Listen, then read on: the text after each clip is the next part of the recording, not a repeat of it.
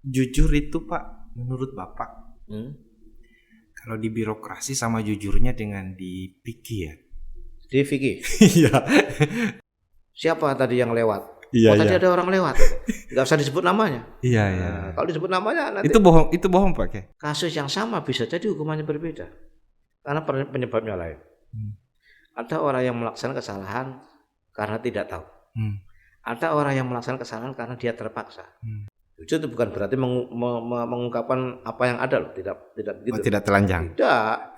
Penghargaan WTP untuk Kementerian Agama, menurut Bapak, apakah ini menunjukkan bahwa orang Kementerian Agama ini jujur?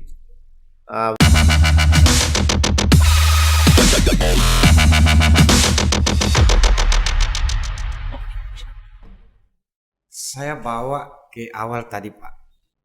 Inna aradnal amanata. Salah satu cara yang saya tahu untuk membangun komitmen amanah itu kan membangun integritas sebagai salah satu item dari 5 nilai budaya kerja Kementerian Agama. Menurut Bapak, integritas itu menurut Bapak seperti apa sih untuk ASN? Integritas itu kan unsurnya ada beberapa unsur, salah satunya kejujuran dan lain-lain. Maka integritas itu ada di dalam poin pertama pada 5 budaya kerja, baru yang keempat belakang. Kalau integritas itu diletakkan di awal, maka integritas itu terpenting dari 5 budaya kerja. Kenapa integritas ini diletakkan? Di awal, karena dia itu yang paling bisa mewarnai pada segmen berikutnya. Bisa mewarnai pada keempat yang lainnya itu dari ujung pangkalnya dari integritas tadi. Integriti itu kan banyak, bukan hanya jujur dan lain-lain yang ada di situ. Banyak sekali. Dan potensi apa yang menurut Bapak yang bisa merusak integritas ini? Ya, yang bisa merusak integritas ya seperti poin berikutnya. Ada terjadi konflik interest, ada terjadi nepotisme, ada terjadi memasukkan kepentingannya sendiri di atas kepentingan organisasi. Itulah yang yang bisa merusak integritas itu. Maka integritas ini penting kalau dalam bahasa agama ya. Integritas itu dari jujur, dari amanah, dari semuanya itu integritas. Tabligh, fatonah itu integritas semua. Dan potensi-potensi yang Bapak sebutkan tadi mungkin bisa kami diberikan nasihat. Bagaimana cara mengantisipasinya? Mengantisipasi untuk ASN. Iya. Yang pertama itu adalah kejujuran tadi harus dipelihara. Maka integritas bisa akan terpelihara dengan baik. Yang kedua, jujur itu Pak, menurut Bapak, kalau di birokrasi sama jujurnya dengan di Piki ya? Di Vicky. Iya, menurut Bapak. Ya sebetulnya jujur kan intinya sama, cuma diterapkan di tempat yang berbeda. Sebetulnya intinya sama, jujuran, keterus terangan, ke transparansi tadi.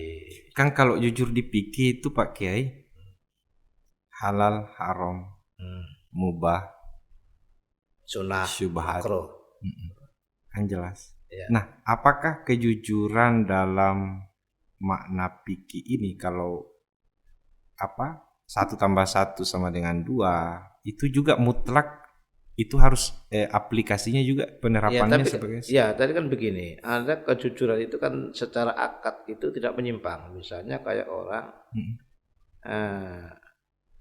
tidak bicara untuk bohong, mau bohong tapi dia tidak bicara, nggak jadi bohong dia, karena dia diam.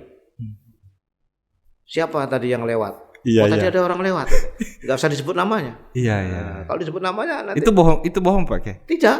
Oh iya. Tidak. Melindungi orang yang orang dikejar-kejar orang. Oh ada orang tadi lewat sini tapi nggak tahu kemana sekarang. Itu kan padahal dia akan ditangkap orang, karena kalau dia kasih tahu yang sesungguhnya ini akan mencelakakan orang Nah, Iya, jadi iya. hal-hal yang kayak begini dalam agama itu kan ada istisna, Ya ada ada istisna, ilatnya. ya ada istisna, ada rukhsah dan Mm-mm. lain-lain. Istisna ini kan pengecualian-pengecualian pada saat kondisi-kondisi yang menyulitkan.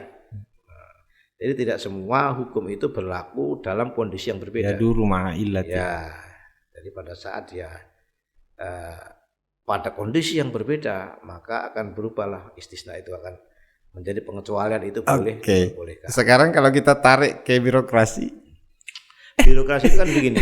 Kalau di birokrasi itu tetap tidak bisa. Ya. Ini kan kita bicara masalah fikih. Ya. Kalau di birokrasi, aturan-aturan yang dia harus laksanakan, maka dia harus laksanakan.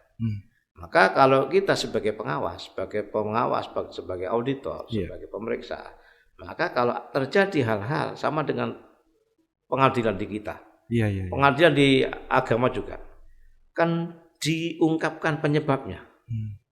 Kenapa itu terjadi? Ya. Maka sanksi itu sesuai dengan penyebabnya tadi.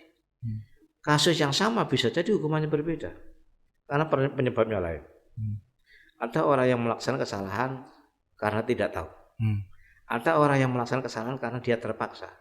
Maka tidak sama hukumannya dengan orang melaksanakan kesalahan yang tidak ada penyebabnya tidak ada dan tidak ada yang memaksa. Dia sukarela berbuat salah, beda sanksinya dengan orang yang melakukan kesalahan dengan keterpaksaan atau ketidaktahuan. Nah, itu harus digali. Yang menggali siapa? Kalau pemeriksa ya auditor ini. Kalau di pengadilan ya hakimnya. Gitu. Maka bisa jadi orang yang melaksanakan melanggar aturan tidak terkena sanksi. Bisa jadi. Bisa jadi karena apa? Karena penyebabnya keterpaksaan. Atau dia diperingan sanksinya. Karena dia harus berbuat itu tanpa dia bisa menghindar, misalnya. Tapi itu tidak boleh dibudayakan. Gitu. Nanti orang alasannya begitu tadi karena terpaksa. Nah, maka kita juga harus jeli dalam kondisi proses audit ini dengan transparansi tadi. Auditnya dengan transparansi dan dengan pikiran dan hati. Audit itu harus dengan dua, pikiran dan hati. Pikiran tok kadang-kadang hitam putih. Orang yang salah karena dia harus melaksanakan perbuatan salah, maka dia dihukum sama dengan orang yang berbuat salah tanpa ada keterpaksaan. Itu kan suatu ketidakadilan. Orang jujur itu susah loh Pak Kiai sekarang. Ya, susah tapi masih bisa. Susah tapi bisa. Jangan orang susah terus ya sudahlah kita gak usah lah kan sekarang udah susah gitu kan. Tidak bisa. Jujur itu bukan berarti mengungkapkan apa yang ada loh, tidak begitu. Tidak telanjang. Tidak. Kalau telanjang itu namanya ya nggak bagus, itu nggak boleh mengungkapkan semuanya yang ada. Berarti kalau begitu jujur dalam kacamata fikih tidak sama dengan jujur dalam birokrasi. Sebetulnya kemiripnya ada. Fikih pun juga ada istisna, ada pengecualian. Di birokrasi justru lebih kaku daripada fikih, lebih luas fikih. Karena hukum fikih itu bisa berubah sesuai dengan kondisi. Iya. Kalau di birokrasi kadang-kadang orang yang mengambil langkah itu juga tidak berani. Karena dia takut disalahkan karena melanggar kriteria, melanggar regulasi. Gitu. Penghargaan WTP untuk Kementerian Agama, menurut Bapak, apakah ini menunjukkan bahwa orang Kementerian Agama ini jujur? WTP kan wajar tanpa pengecualian. Wajar itu kan tidak mesti benar semua. Apa tadi? Namanya kan wajar. Oh iya.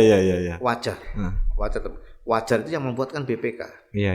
BPK mempunyai standar wajar itu seperti apa.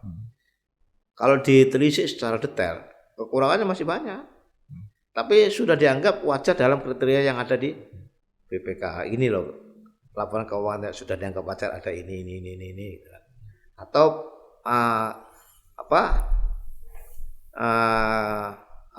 kalau margin error ya, itu tidak begitu banyak. Gitu ya. Iya. Jadi kalau masalah tertib administrasi, kita ini belum tertib karena masih ada hal-hal yang belum tercatat dan lain-lain seperti aset dan lain-lain, itu masih banyak di kita ini. Tapi itu tidak mengurangi skill standar untuk diberikan opini BTP. Kita ini sudah luar biasa kerja kerasnya dibanding institusi yang hanya ada di pusat saja dan hanya di provinsi saja. Kita ini sampai di desa, bahkan desa terpencil lagi dan terluar. Terakhir ini Pak Kiai, closing statement dari Bapak, harapan, himbauan untuk seluruh teman-teman ASN, bil khusus di kantor Kementerian Agama Kabupaten Pulau Mandar. Kan di luar ini ada KUA, ada madrasah. Silakan Pak Kiai. Jadi kita tetap harus merasa bahwa kita punya hutang kepada institusi. Jadi kita harus berbuat untuk institusi. Kita harus konsisten dalam melaksanakan tugas. Dan yang terakhir, kita harus bekerja apa adanya. Jangan bekerja ada apanya. Karena banyak orang bekerja tidak apa adanya, maka terjadi hal yang tidak diinginkan. Terima kasih. Terima kasih Pak Kiai, luar biasa. Terima kasih Pak Kiai sudah berkenan hadir di studio ini. Semoga Pak Kiai sehat, panjang umur dalam melaksanakan tugas-tugas negara, dan selamat menjemput tugas di Kementerian Agama Kabupaten Pulau Mandar sampai 10 hari yang akan datang. Ya. Mudah-mudahan dalam waktu dan di lain sesi Pak Kiai berkenan untuk hadir kembali dulu di sini. Di sini ada 3 program Pak Kiai. Ada program Rabu Inspirasiku. Nah, mungkin nanti Bapak saya mau ajak itu untuk mengulik kehidupan yang di luar daripada tugas ya, tetapi mencoba untuk menginspirasi banyak orang di Indonesia. Makasih Pak Kiai sekali lagi. Sahabat-sahabat Kemenang Polman, inilah akhir dari perbincangan saya dengan Bapak Kiai Haji Abdul Karim. Tidak ada Kiai. Salah satu tim Itjen Kementerian Agama Republik Indonesia yang hari ini sudah mulai bertugas sampai 10 hari yang akan datang. Jangan lupa bahagia. Wallahu muwaffiq ila aqwamit thoriq. Wassalamualaikum warahmatullahi wabarakatuh. Waalaikumsalam.